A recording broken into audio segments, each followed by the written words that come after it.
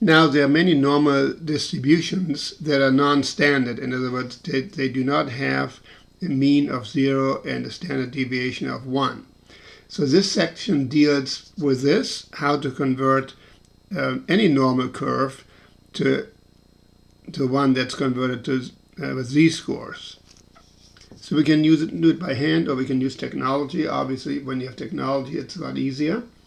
But as you can see here, the first step is you draw a graph and you shade in the desired area.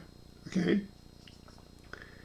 And so the question is then, how do we convert that to a standard normal distribution? Okay, so the first step is draw and shade. In fact, you always want to make it a habit to draw out a distribution, something like that, when you solve problems of this kind. And then step number 2 is convert to a z-score.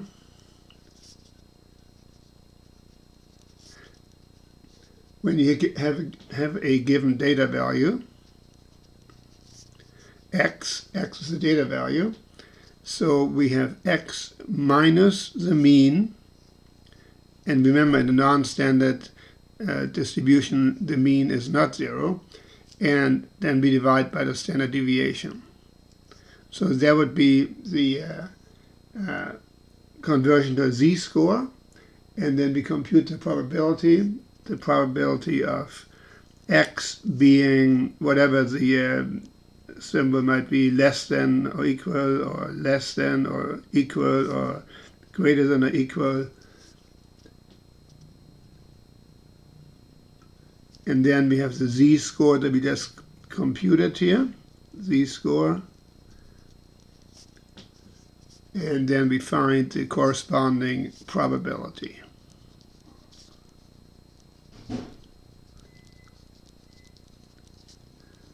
So we'll be looking at several examples of this. And the first one is where we have the fact that IQ scores are normally distributed with a mean of 100 and a standard deviation of 8. Find the probability that a person selected at random will have an IQ score less than 112.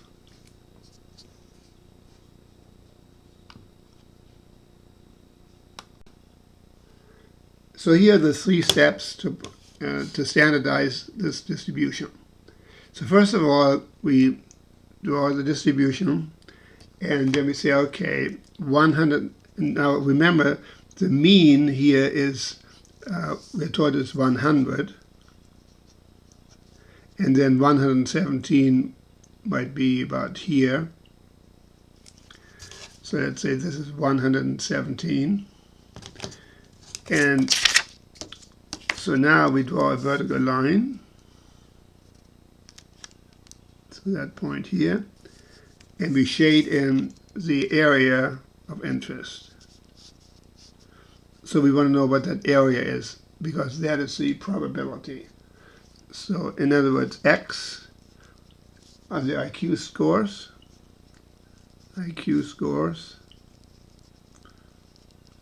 on this axis here, and x is normally distributed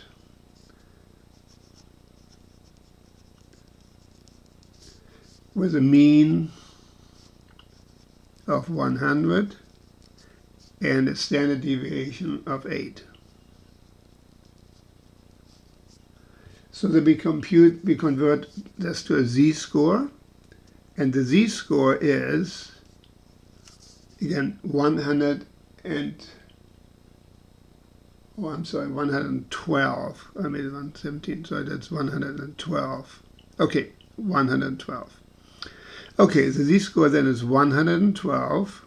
That's for the data value, x, minus the mean, which is 100, divided by 8, our standard deviation, and that is equal to 1.50. So now we look up the corresponding area to a z-score of 1.50. So for x to be less than 1.50,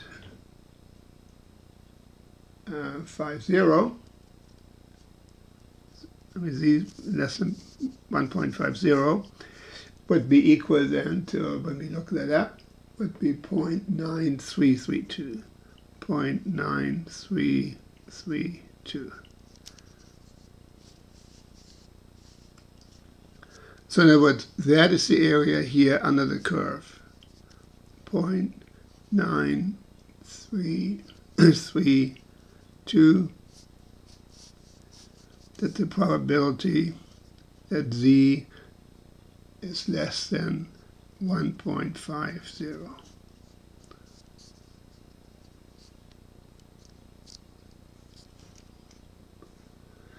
So to answer the question, the probability an IQ score is less than 112 is 0.9332.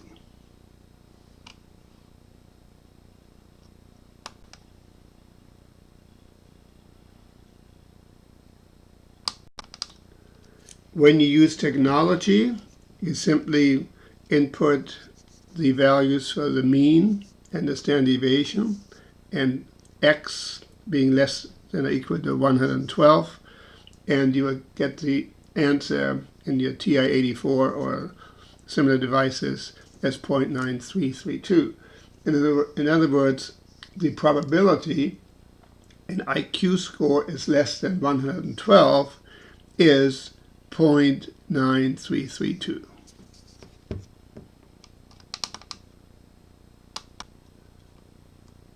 The next example is about manufacturing, where it is known that the length of a certain steel rod is normally distributed with a mean of 100 centimeters and a standard deviation of 0.45 centimeters. The question is, what is the probability that a randomly selected steel rod has a length less than 99.2 centimeters? Okay, so we know the mean is 100 centimeters, so this is x, and that's measured in centimeters. 99.2 would be maybe about here. So 99.2, that's our x value. And so what we're interested in is the probability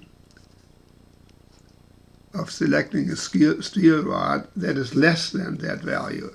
In other words, we are interested in this little area here. Okay?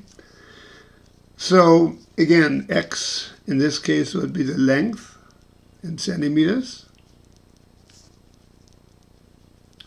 and x is normally distributed. We know that because we are told that in the problem statement, with a mean of 100 centimeters and a standard deviation of 0.45 centimeters. So simply using technology on this, we find that the probability of selecting a steel rod with length x less than or equal to 99.2 centimeters, using these as our input values, is 0.0377. So about a 4% probability.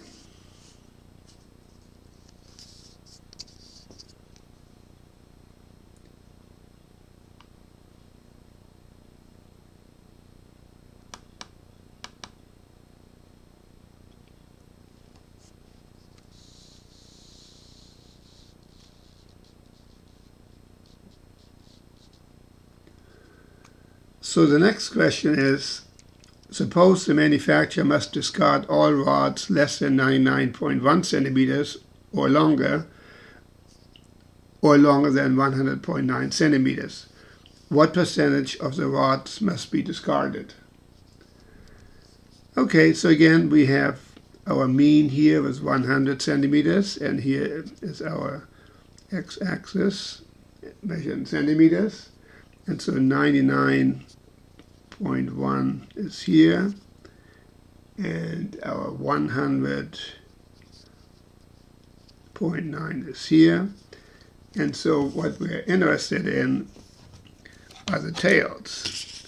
In other words, the ones that are less than this value and greater than the higher value. So in other words, we are interested in these areas, the corresponding probabilities. Okay. So again, using the fact that these rods are normally distributed and x is the length and x is normally distributed with a mean of 100 and a standard deviation of 0.45 centimeters. So we're looking for the probability of x being less than 99.1 centimeters, or the probability of x being greater than 100.9 centimeters. So that's the question. So when we use technology, using that with a mean of 100 and a standard deviation of 0.45, we find that the probability of x being less than 99.1 centimeters is equal to 0.02275, and the probability of x being greater than or equal, or less than or equal, greater than or equal of 100.9, that probability is equal to 0.2275. So together we add them up, 0.02275 plus 0.02275, and that is equal to 0.0455. So about 4.6% will be discarded. 4.6%, roughly speaking, will be discarded.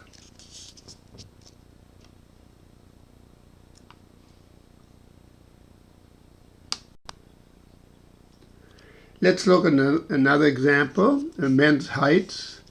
The height of American men ages 20 to 29 is normally distributed with a mean of 69.5 and a standard deviation of 2.4 inches. Find the probability that the height of a randomly selected male or man is greater than 70 inches. So let's do a graph first. So here we know that the height of men is uniformly distributed, and we know that the mean is 69.5. Here's our height, x in inches, and so the standard deviation is 2.4 inches. And so the probability of selecting a man who's greater than 70, taller than 70 inches, so let's say 70 would be about here, let's say. So 70 is here. So we want to know what this probability is, what this area is. Okay? So we use the fact that x is men's heights.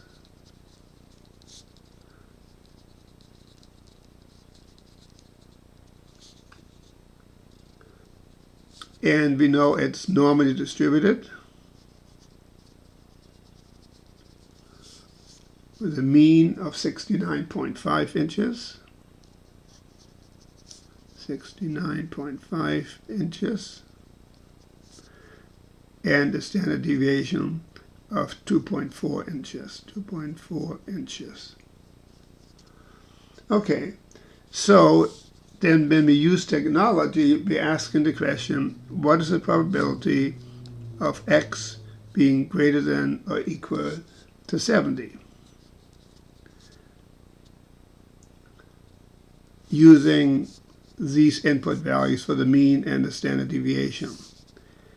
And that turns out to be 0.41748.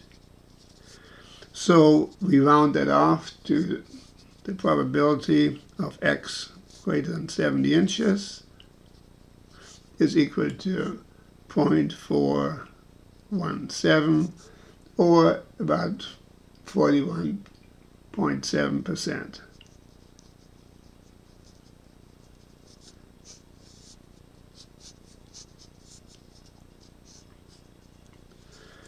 So why would this even be important?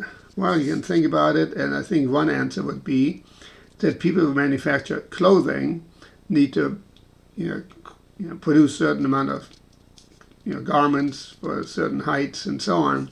And so if you know that, 70, that percentage, 41.7%, is taller than 70 inches, that would probably just influence your decision what kind of, how many of what size to make.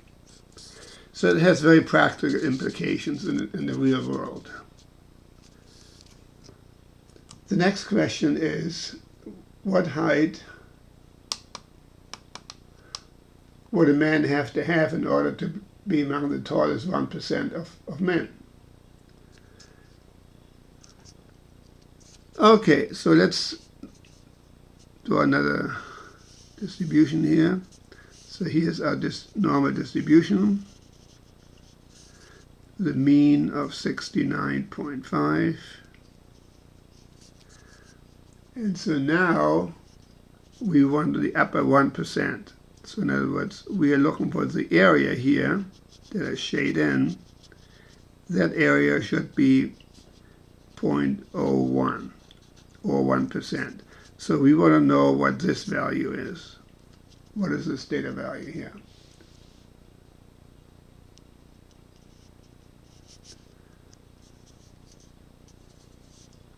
So again, when we use technology, we find, or we use the tables, then we find that this value, the probability that someone is taller than on the upper 1%,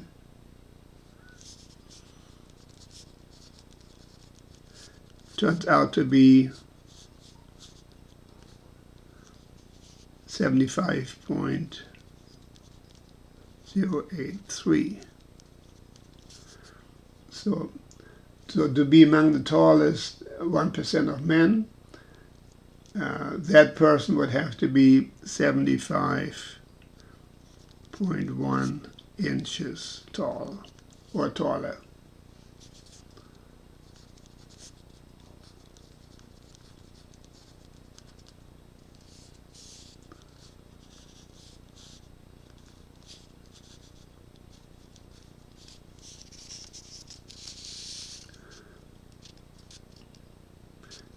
And here's another important example why these kind of statistics are important. For example, when designing aircraft cabins, most people don't think about that, but what ceiling heights would allow 95% of men to stand without bumping their heads? It's very similar in approach. So we draw our distribution, and again we know it's normally distributed with a mean of 69.5, 69.5. And so now we're looking for an area under the curve that is 0.95, because 95% of the men should be able to stand without bumping their heads. So this probability here is 0.95. So we are looking for this value here. What is that? So what is the probability that x is less than the question mark? So that should equal 0.95. And again, we can use technology or we can use the tables. Either way, that turns out that the probability would have to be less than or equal, 73.448 would make this a true statement.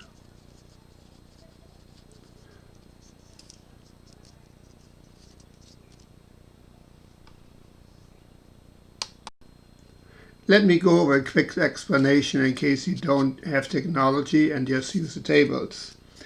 So now we know that our z-score, x minus the mean divided by the standard deviation, equals, in this case, so we're looking for the x minus 69.5 divided by 2.4, our standard deviation. So that has to equal the z-score corresponding to the area of 0.95.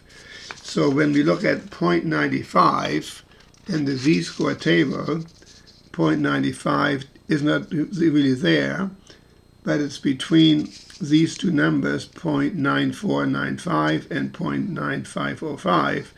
So that's 1.6, and the corresponding number would be 4, and between the 4 and the 5. So that turns out to be 1.645. 1.645. So now, when we're solving this equation for x, we multiply both sides by 2.4. We add 69.5 to it. So then x turns out to be 73.448.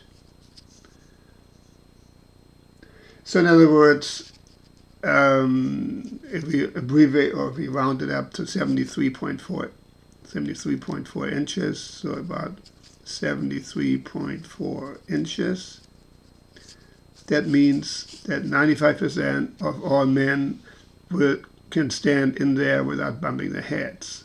So that's doing it without technology.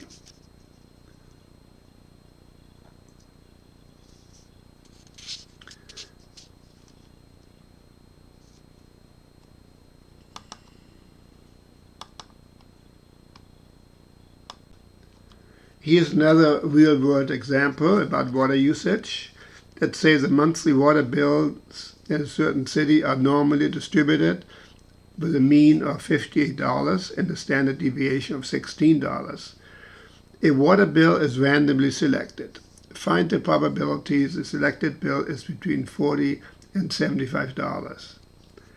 So let's draw a little graph here.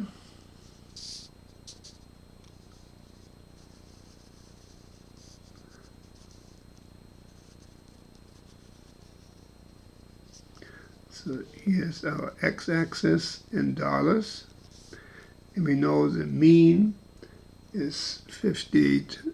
$58 is the mean, and so now we are asked what is the probability that we select the bill that's between $40 and $75.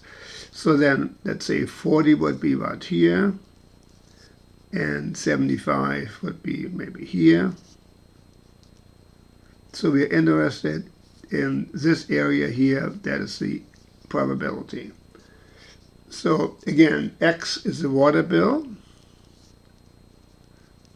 in dollars, water bill.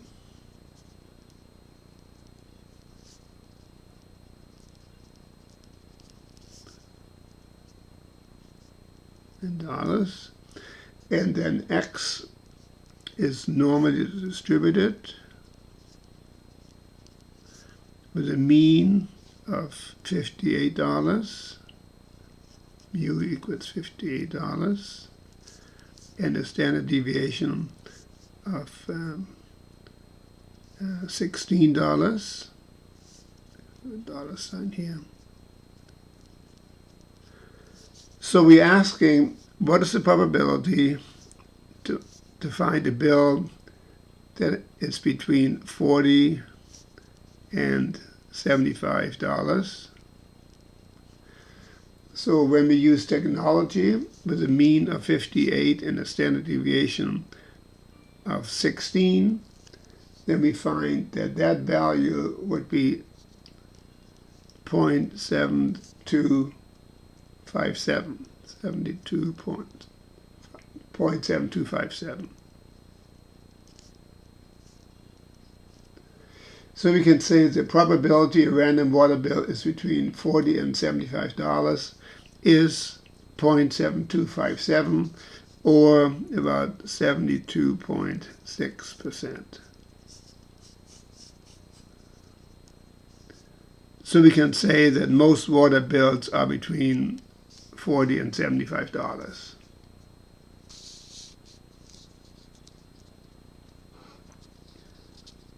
And again, why would this be important to know? Well, for people who run the water company, they need to know what the approximate revenue will be, and they can do their planning accordingly.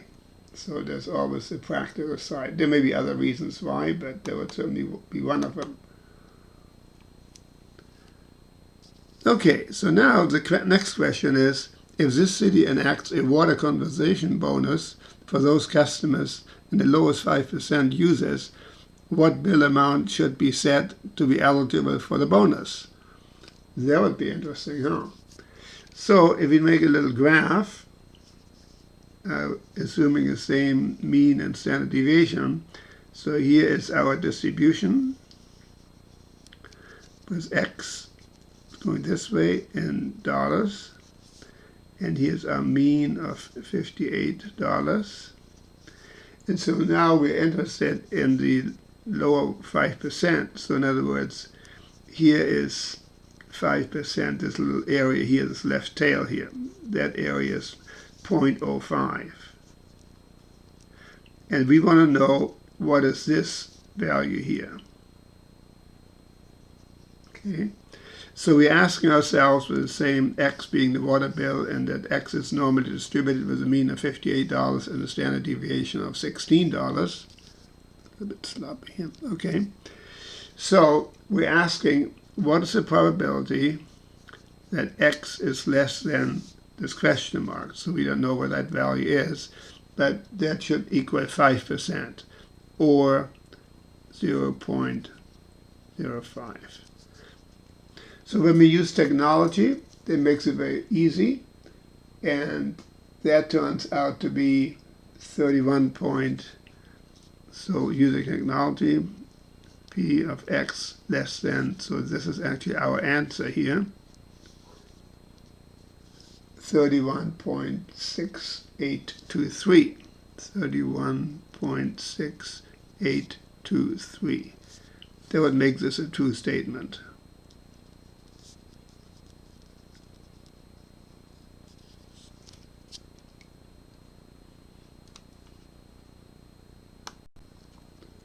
Let me go over this real quick in case you don't have technology, how to use the tables on this. So we know that our z-score is x minus 58, the mean. Yeah, that would be our x in this case. That's the question mark we want to know. Divided by the standard deviation of 16. So that has to equal the area under the curve. That has to equal to z-score equal to 0.05. So 0.05, when you look at the tables, it's not exactly there, but let's see. Okay, here it is. 0.0505 and 0.0495, so it's in between minus 1.64 and minus 1.65, so it's equal to minus 1.645. Minus 1.645. And when you solve this equation correctly, you will find that x equals 31.68.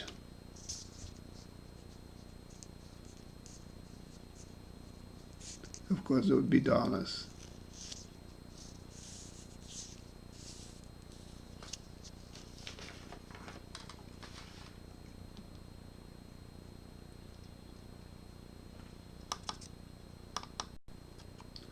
So here's another example on utility bills.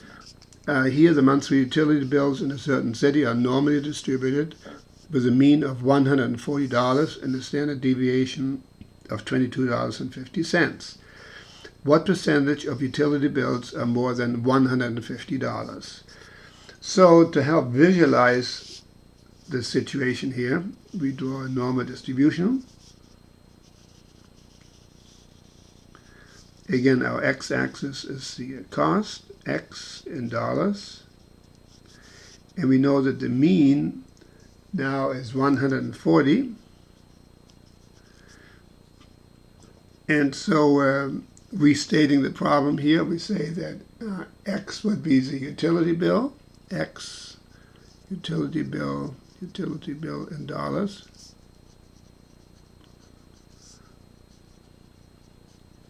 And we know that x is normally distributed with a mean of $140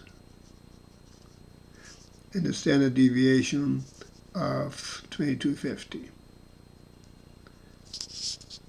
2250.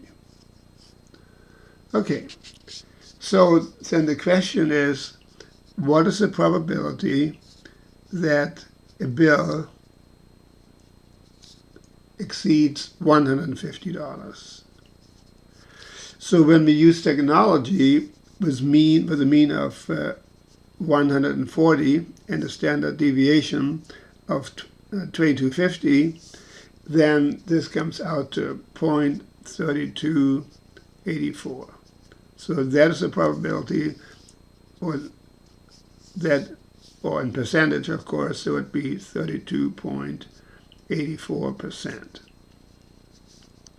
of the bills are more than $150. Again, on the graph, 150 is here. And so this is the percentage. This area is 0.3248.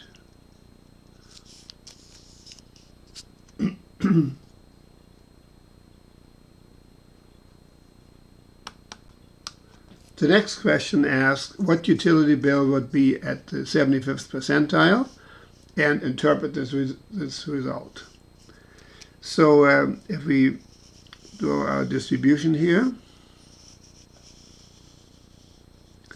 so the 75th percentile means we are looking for the number that separates the lower 75%, 0.75%, from the upper 25%. So that would be the upper 25%. With a mean of 140 and a standard deviation of 2250. So in other words, the question is, what is the probability that x is less than this amount here, this certain number here, this question mark, and so that's equal to 0.75.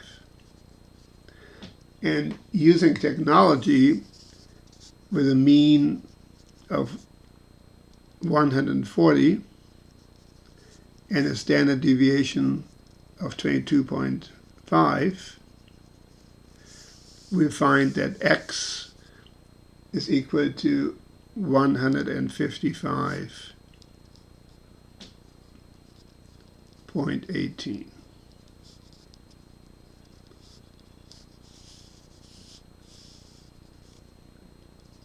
So in other words, 75% of utility bills, so 75% of utility bills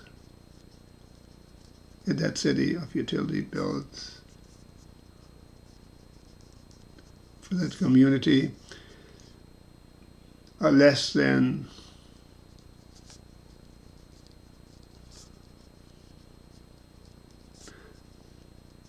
$155.18.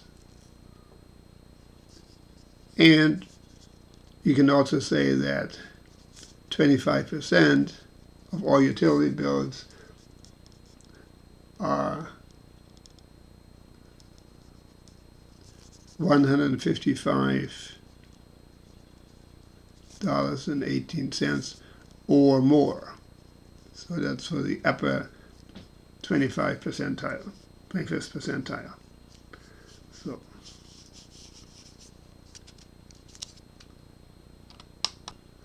the next question asks, what utility bill will be in the top 10% of the bills? So let's draw a little distribution here with a mean of $140. Here's X in dollars. And so we're asking, what is this value here, so that the area to the right, this little tail, will be 10%, or 0.10. And so, in other words, if we use technology, we ask the question, what's the probability that X is greater than this question mark, and that has to equal 10%, or 0.10. And with technology, we find that X is equal to $168.83.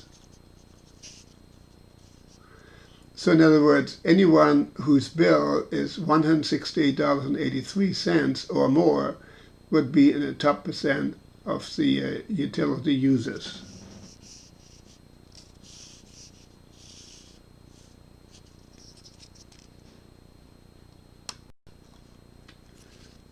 I want to explain how we can solve the last problem if we don't have technology.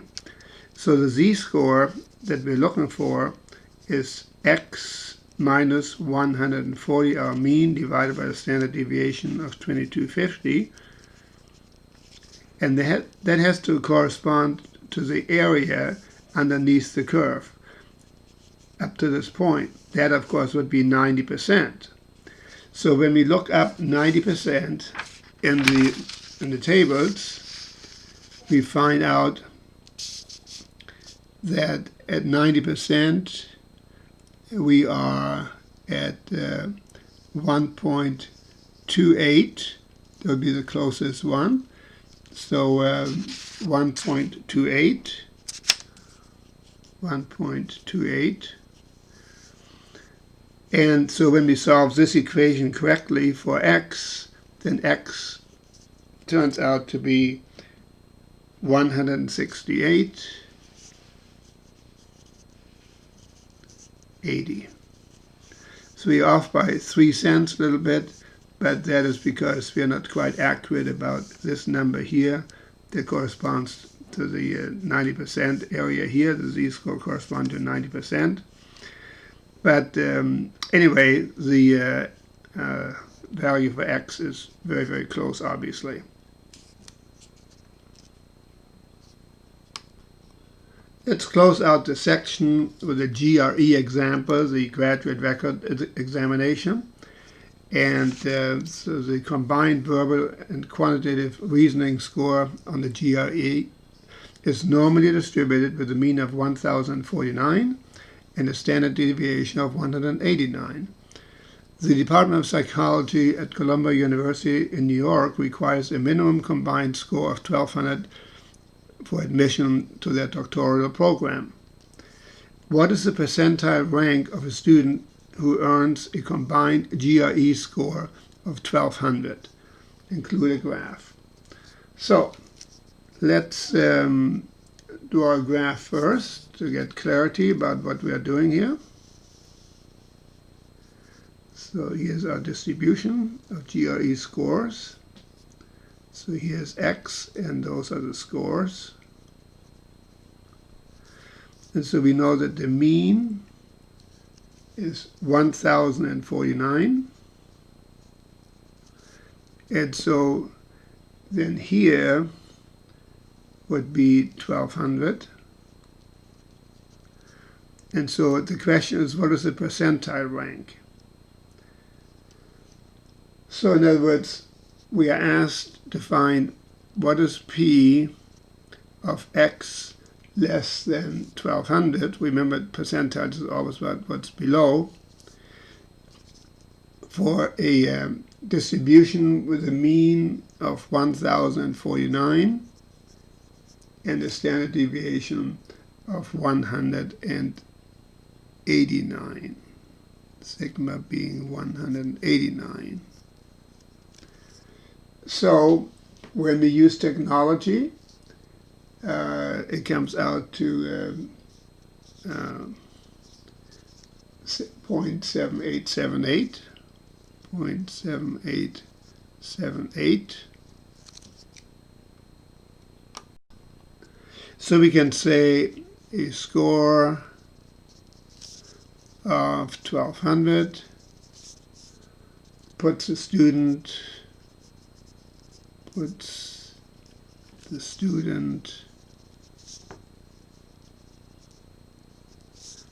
at the 79th percentile.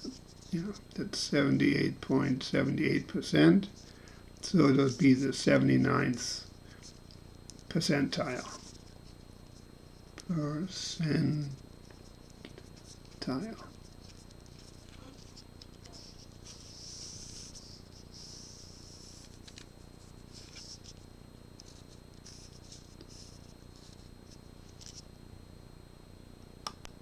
Another way of saying that is that the student scored better than approximately 79% of all the other students who took the GRE. The last question is, what is the score of a student whose percentile rank is the 85th percentile? So let's make a graph here to get clarity about what we're being asked to answer here. So here's our distribution of GRE scores. Here's X, and those are the scores. And here's our mean of 1,049. And now we are asked, what is this score here? Question mark. So this means, so this is 0.85 for 85%, this area here, the shaded area. 0.85. So in other words, the question is, what is the probability that X is less than the question mark here? So that's equal to 0.85. So when we use technology, we find out that X is equal to 1244.88. So we can say it's the 85th percentile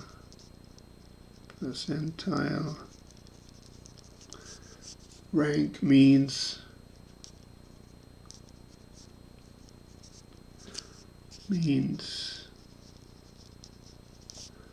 the student's combined GRE score, the student's combined